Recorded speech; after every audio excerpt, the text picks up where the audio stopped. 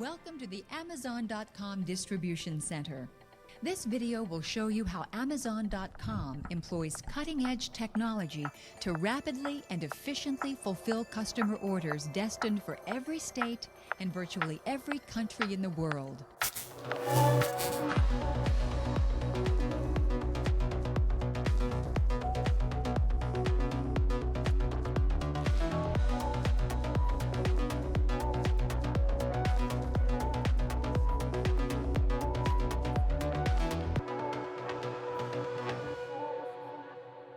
A lot has changed in Amazon operations in the past 25 years, as you could see. But today we will focus on the recent history, specifically on the revamp Amazon's fulfillment network took place in 2023. We call this initiative regionalization. I'd like to start by introducing the team. This was a cross-organization initiative that touched most teams in operations and involved thousands of people. Our Edelman entry has 31 authors, and you can see their names on the screen. Sharing the stage today, we have 4 presenters: myself, Shabazz Mubin, Ling Zhang, and Nick McCabe. Each of us have distinct backgrounds and roles ranging from science to product to supply chain management. From our different perspectives, we will guide you through the journey of regionalization, from ideation and research to design and planning, then software implementation, and finally, operational implementation. I'm Cristiana Lara. I'm a senior research scientist, and I'm part of the science team behind regionalization. Before we go into what regionalization is, we need to understand the state of the network pre-regionalization that made this change necessary. Let's start from the beginning, not as far as the 1999 footage that you saw in the beginning, but back to 2005, when Amazon had just launched Prime. At that point, Amazon had about 6 fulfillment centers. It was running a pure e-commerce operations and relied completely on third-party carriers to take the packages from its fulfillment centers and deliver to customers. For that simple network, it made sense to enable direct fulfillment paths between all fulfillment centers and customer locations to enable access to our complete selection as fast as possible. Now, let's fast forward to 2021. We have now a full spectrum retail with e-commerce, physical stores, and groceries. We also have an internal transportation network with middle mile hubs and last mile stations that we use together with third-party carriers to deliver to our customers. It is clear that this network is a lot more complex and harder to manage than what we had in 2005.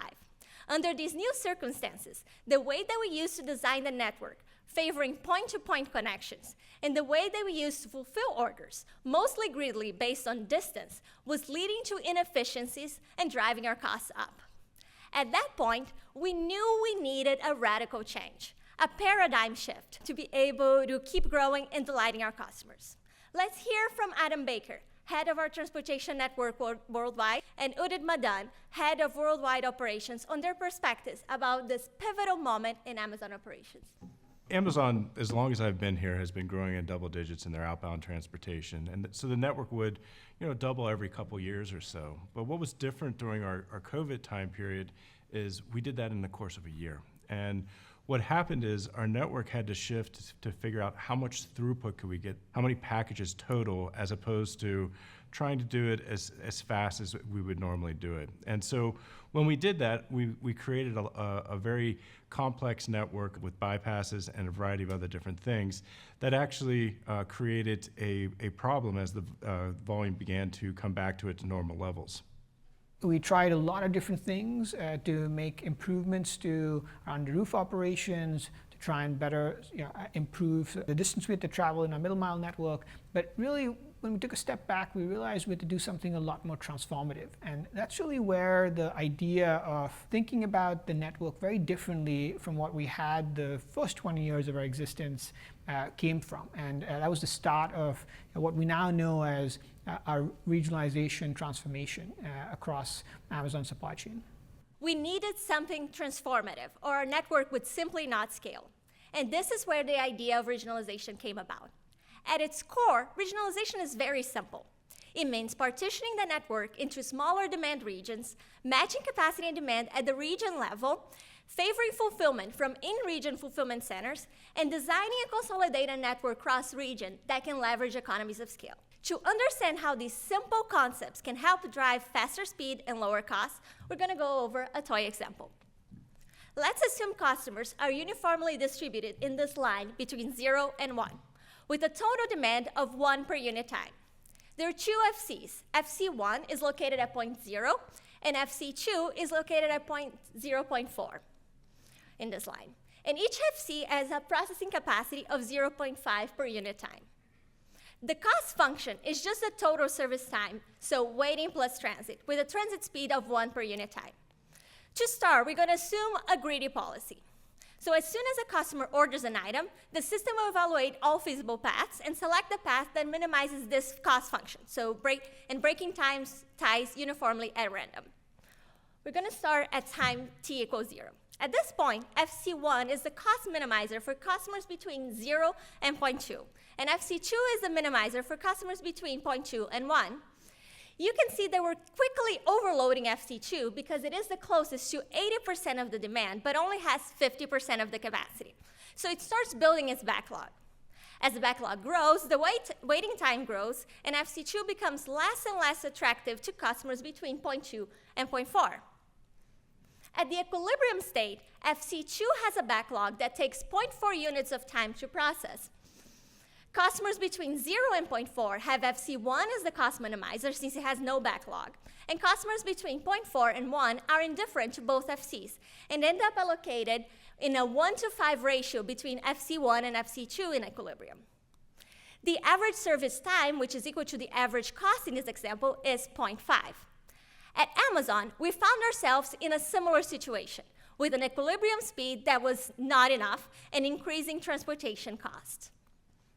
Now, let's assume that we do a force matching between capacity and demand. So FC1 is now mapped to customers between 0 and 0.5, and FC2 is mapped to customers between 0.5 and 1. Both have equal load of 0.5, which matches their capacity, so no backlog is ever developed. The average service time is now 0.3, which is a 40% speed improvement relative to the greedy policy. This matching of capacity and demand is at the core of regionalization.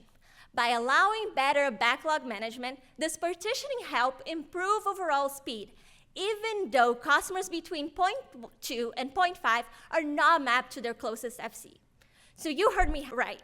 By adding more constraints to our real-time optimization, we're able to avoid myopic decisions and reach a better equilibrium. So this toy example shows how regionalization helps with speed, but how about cost?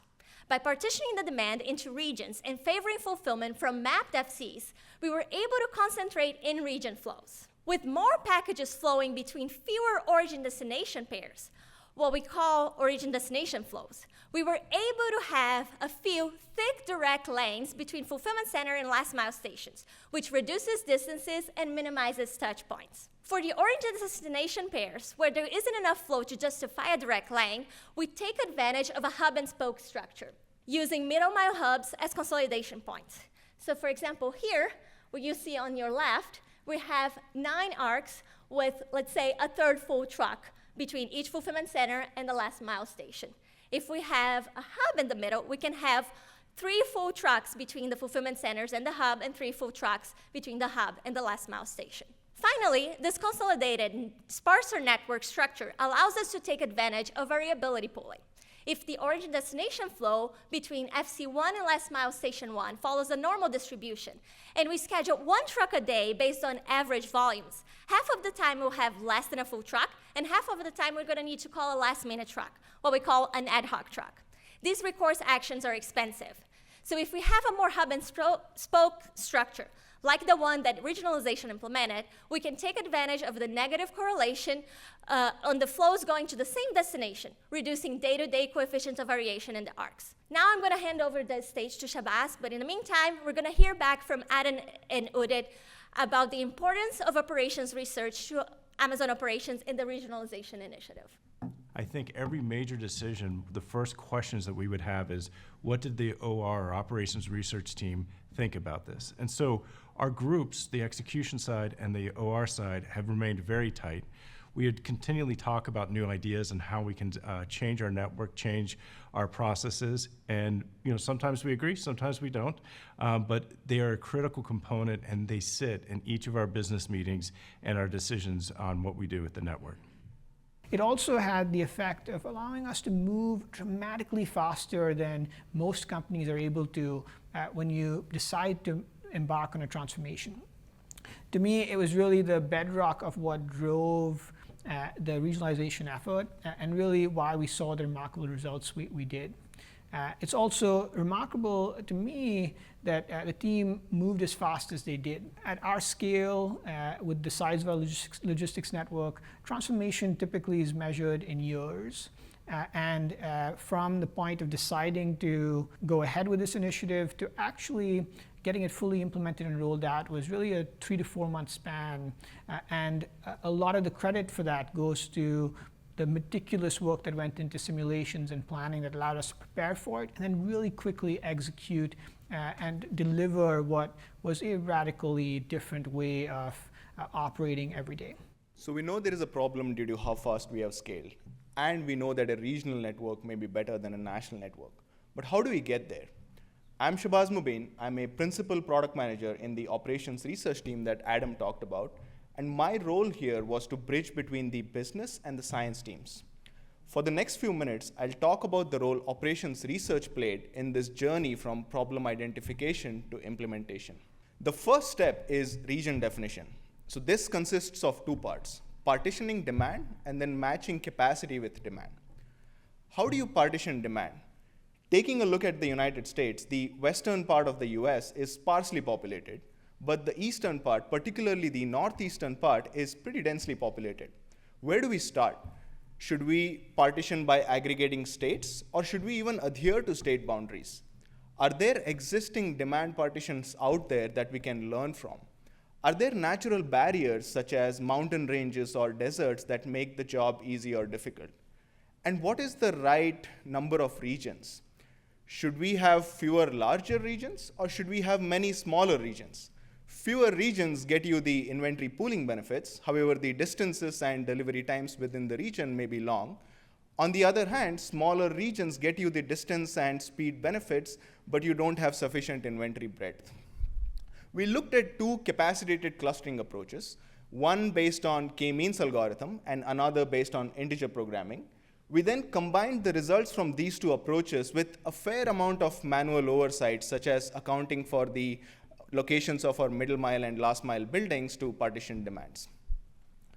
The next step, a key step as Christiana pointed out, is to match capacity with demand. To build insight here, let's take a closer look at the northeastern part of the US, which has roughly 35 to 40% of the nation's population. We start with the demand on the left. The map in the middle is an illustrative view of the fulfillment capacity nodes, or FCs. Then we match the capacity with demand. To match capacity with demand, we used a tool called FC Regionizer, or FCR. FCR is a mixed integer optimization model which minimizes transportation costs, balancing regional demand with FC capacity. The goal of FCR is not to find an optimal solution, but to provide a Pareto surface of solutions and enable informed decision making where we can factor the many geographic and operational nuances that exist.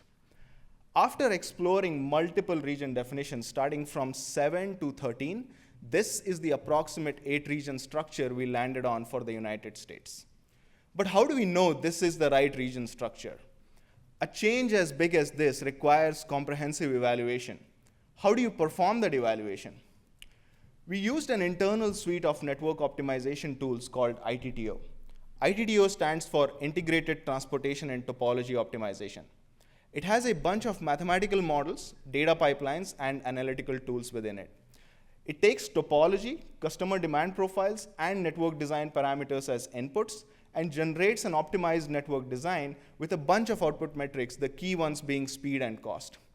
At a high level, ITTO has 3 primary components, and I will go through each of them briefly. The shipment generation component determines the origin to destination flow of shipments.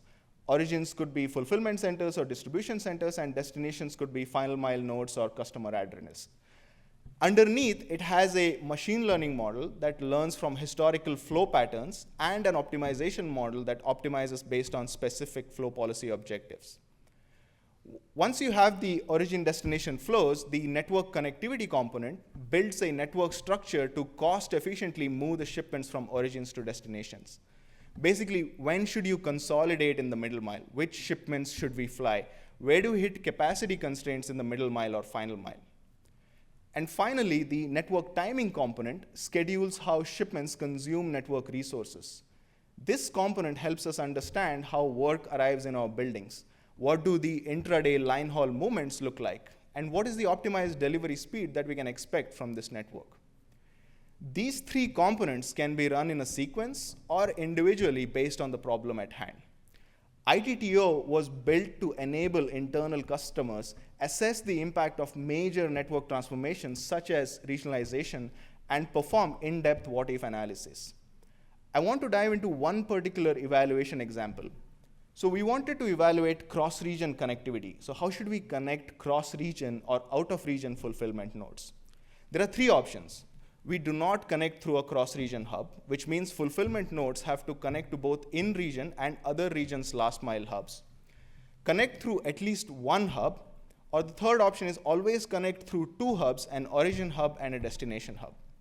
Cross-region connectivity has a direct impact on the sortation requirements within our fulfillment centers and the detour miles we create. So this was a key decision. We evaluated this design using ITTO, running low, medium, and high in-region assignment scenarios. In-region assignments, or IRA, is a measure of the region's total demand fulfilled from in-region or regional fulfillment nodes. The higher the IRA, lower the cost and faster the speed. We found that for low IRA scenarios, requiring hub touches pretty much offsets the gains from flow concentration and shorter distance fulfillment. However, as IRA increases and cross-region flows get thinner, it pays off to have the additional hub touch as we can consolidate shipments and improve truck utilization. We used the ITTO network design suite to evaluate multiple scenarios similar to this, starting with what is the right region definition? How would we expect flows to change in a regionalized network? What is the right network structure in region or cross region? In some cases, even individual fulfillment center decisions, should this FC be mapped to region A or region B, were done using ITTO. After many iterations, we landed on this regionalized network structure. The regional fulfillment nodes are connected through fast, efficient paths, either direct or consolidated through the last mile hubs. Inventory not in region is still available to the customer and will make it through the consolidated cross-region paths. I will now pass it off to Ling, who will go over the software implementation aspects. We're now going to see the software changes that attains to the order execution system. That is the model and algorithm making the decision how an order is assigned. My name is Ling Zhang. I'm the senior manager for the project management team for supply chain optimization technology team. My work centers around making the order assignment algorithm regionalization aware. The view we present here is the model prior to the launch of regionalization. We're using this simple illustration to show how we incorporate regionalization into our order assignment model. We're going to ignore a lot of details that are critical for the execution, but are less relevant for the discussion here for regionalization. For example, we focus here on the first mile, which is our FC network, and ignore the middle and last mile route information, as well as the inventory transshipment to move the inventory across warehouse for the purpose of consolidation. So suppose a customer places an order with a unit of item A and unit of item B. We have total FC here. Each of them carry either one or both two items.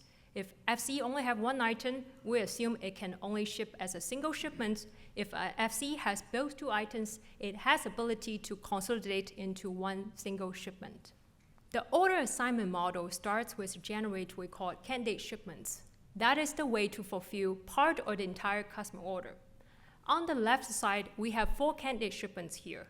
Each of them is marked with a flag indicating whether it has ability to meet a promised delivery date or not, along with the corresponding shipment cost. For instance, candidate shipment 1 carries item A from FC1, However, it cannot meet the promised delivery date, let's say due to distance being too long.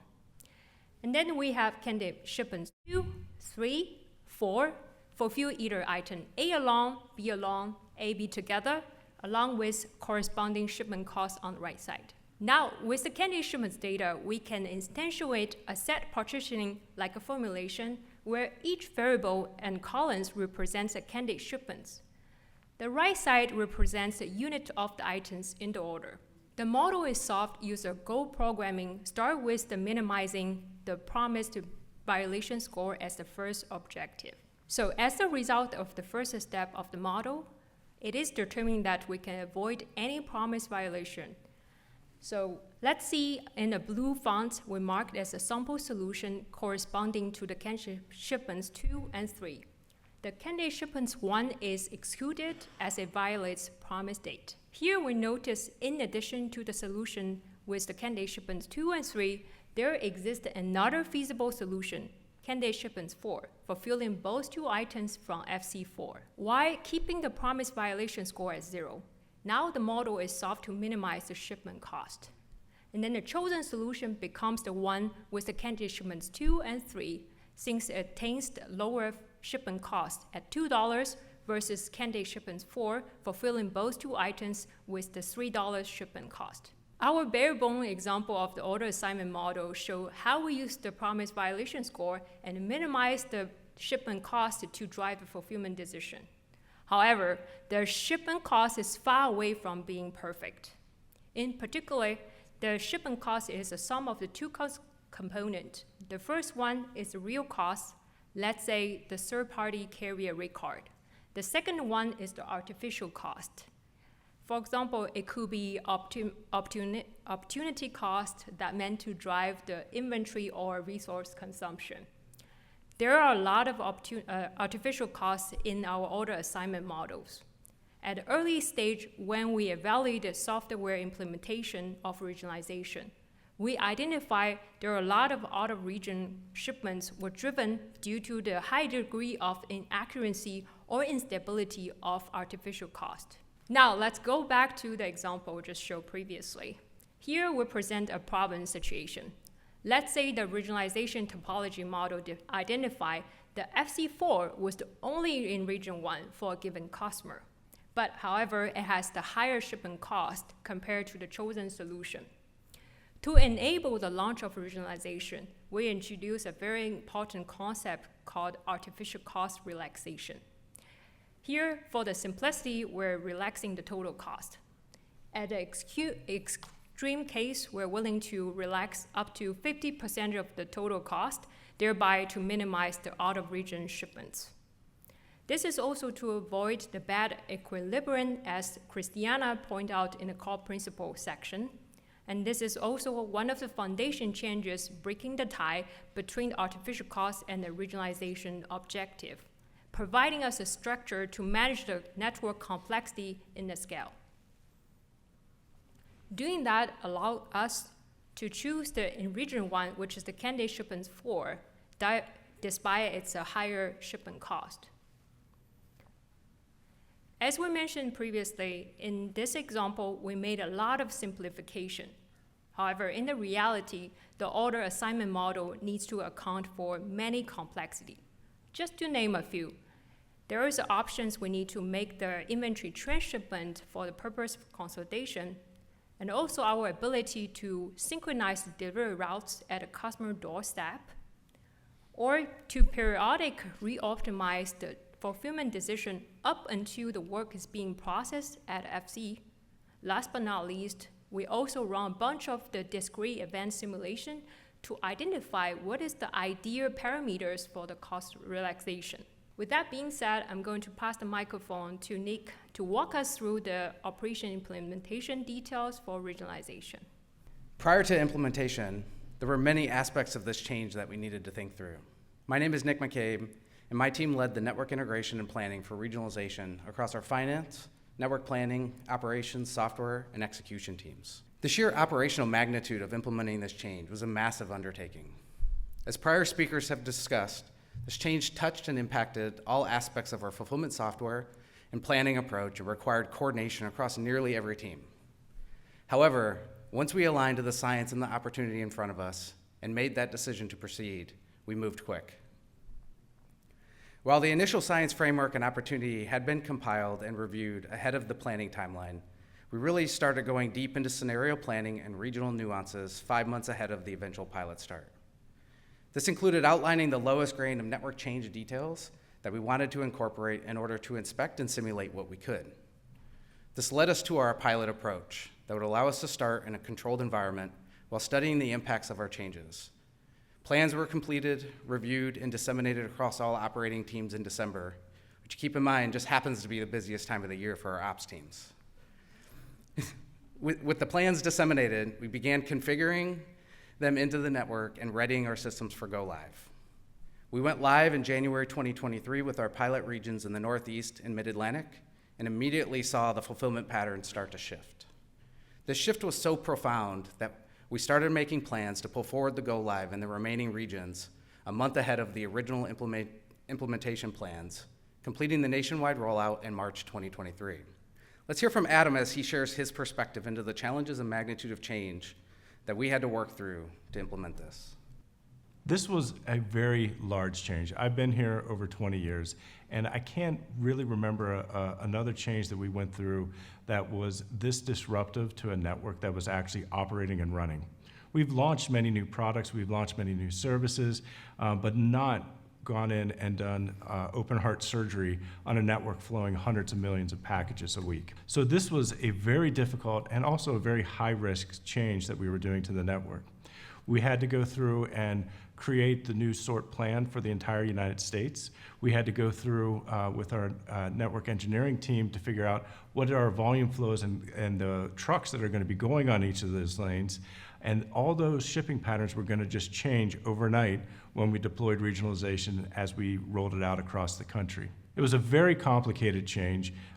Almost every single group within the operations sphere were impacted, whether it was our middle mile group doing sortation, or it was our final mile group doing delivery, or even our third-party carriers that were out there getting a different delivery pattern than what they had had before. This was a transformational change that came with transformational results. Our finance team was an integral part to the success of this pilot. They worked throughout the planning period to define and build out financial entitlement and reporting infrastructure for which we can track and monitor the KPIs that we expected to be most impactful to building further confidence to proceed forward with the pilot regions. This included in-region fulfillment, fulfillment distance to customers, cost per package, and the speed we offer to our customers. The framework and reporting structure they built in those few months is still used today to monitor the health and performance of each of these regions. So what were some of the results that we observed with the finance team since going live in 2023? We saw in-region fulfillment increase from 62 to 76%. 600 million incremental items were fulfilled from within the region the fourth quarter of 2023, the first peak we operated with this structure. Distance of fulfillment to our customers improved by over 15%, and our middle mile touches reduced 12%. In 2023, for the first time since 2018, we reduced our cost to serve on a per unit basis globally. In the US alone, cost to serve was down by more than 45 cents per unit year on year. We removed nearly 16 million on-road miles in 2023. And we set and continue to break all-time speed highs, making more and more items available same or next day for our customers. Let me turn it over to Udit and Cole, an Ops General Manager, to share their feedback on the impact they observed during this transformation. So regionalization was transformative for us. It changed the trajectory of the customer experience, and it changed the trajectory of our overall cost structure. From just a customer experience standpoint, being able to serve customers from locations closer to them has allowed us to dramatically improve our speeds, and we have had billions and billions of packages delivered the same or next day to customers since the initiative went live. From a cost standpoint, it helped unlock something that we didn't think was possible. It helped us unlock a framework and a way of operating where delivering faster speeds didn't actually have to cost more. And that's been extremely powerful for us because it's allowed us to invest in the customer experience while at the same time reducing our cost structure. That allows us to make even more investments in the customer experience in other areas. And in that regard, it's really changed the trajectory of both what we do and how quickly we're able to achieve outcomes for customers. And I'll also say that it was very powerful as a moment within our operations teams because it showed that radical ways of thinking differently about how we operate was still possible, and there was a lot of innovation in the supply chain space left for us to pursue. So from my time in 2016 as a ship-dock area manager up to being a general manager prior to regionalization, we continued to add sore points, and those sore points also changed a lot. This made it very difficult for our team. Post-regionalization, we reduced the number of sore points, they stayed consistent, and it made it much easier for us to deliver for our customers. So what is next? Regionalization has been successful in many ways, but as we say at Amazon, it's always day one. There is a lot more work now and in the future. First, within Amazon, the region structure is something that we continuously vet and optimize even as we speak. We have business growth, new buildings launching, new software technology, and so we periodically reevaluate all aspects of our regional structure and implement various changes to drive performance that is continuously raising the bar. One of the things we didn't talk about in this work is that for the regions to be largely self-sufficient, you need the right structure on the inbound side, both operational and software, to bring the right inventory in for each region. This has been a big focus area for us in 2024 and 2025, and you'll likely see some of that work presented in the annual conference in Atlanta later this year, as well as other forums. Second, from a science perspective, our research colleagues are continuing to go deeper into the question of the best way to design and operate a fast and cost-effective real-time retail network. Customer expectations will continue to increase. They'll always want stuff faster and will always want to reduce our costs. So we think that there's a lot more research opportunity, especially as we start thinking more carefully about the role of inventory placement within network optimization. Although this talk has been, of course, focused on Amazon, we see various aspects of this work as having a lot of potential in many other areas. The core idea is matching demand with capacity in a real-time system to drive optimal performance. If you think about the way retail is evolving now, with every retailer having some kind of online presence, this core idea is relevant for pretty much all of it, regardless of your network structure. It's also relevant for many other situations with real-time matching of capacity and demand, such as vehicle dispatch, ambulances, rideshare, service routing, like even pizza deliveries, server allocations, and many others. Also in transportation network design, broadly speaking, although of course there's a lot of world-class work out there already, we think some of the ideas of constructing a network with this national, regional, local hierarchy is transferable to many other networks. Before we close, I wanted to share mine and this entire team's gratitude and thanks to the collaboration and partnership across the many Amazon team members that made this initiative a success. It truly took every team's engagement and investment to pull this off. Additionally, I want to thank our leaders for their support in helping to drive this priority. And finally, a big thank you to the Edelman coaches for their time, feedback, and prep, and the Informs team for this wonderful conference and opportunity. Thank you.